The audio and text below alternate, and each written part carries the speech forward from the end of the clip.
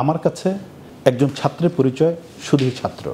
সে কোন রাজনৈতিক দলের সদস্য, কোন রাজনৈতিক দলের সদস্য না, কোনো রাজনীতি করে কিনা সেটা আমার বিবেচনার বিষয় না। আমি মনে করি ছাত্রছাত্রীরা রাজনীতি করবে কি করবে না, যদি রাজনীতি করে সেটা কোন রাজনীতি করবে সেটা একান্তই তাদের নিজস্ব বিষয়। বিশ্ববিদ্যালয় প্রশাসনের কাছে একজন ছাত্রের পরিচয় শুধুই ছাত্র।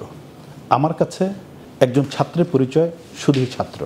সে কোন রাজনৈতিক দলের সদস্য, কোন রাজনৈতিক দলের সদস্য না, কোনো রাজনীতি করে কিনা সেটা আমার বিবেচনার বিষয় না। কোনো রাজনৈতিক ছাত্র সংগঠন ঢাকা বিশ্ববিদ্যালয় ক্যাম্পাসে অপারেট করবে কিনা, কিভাবে অপারেট করবে সেটা সম্পূর্ণ তাদের নিজস্ব বিষয়। আমার বিষয় হচ্ছে এটি যে কোনোভাবে অপারেট করতে গিয়ে ছাত্র রাজনীতি সংক্রান্ত কোনো পর্যালোচনা, কোনো কার্যক্রম চালাতে গিয়ে আমার যদি শিক্ষার সুষ্ঠু পরিবেশ এই ক্ষেত্রে যদি কোনো ব্যত্যয় হয়, তখন শুধুমাত্র বিশ্ববিদ্যালয় কর্তৃপক্ষ তাদেরকে যথাযথ আমাদের যে আইন আছে, বিধি আছে, বিধান আছে তার আওতায় নিয়ে আসতে পারে। আমি মনে করি না কোনো ছাত্রের অথবা কোনো ছাত্র সংগঠনের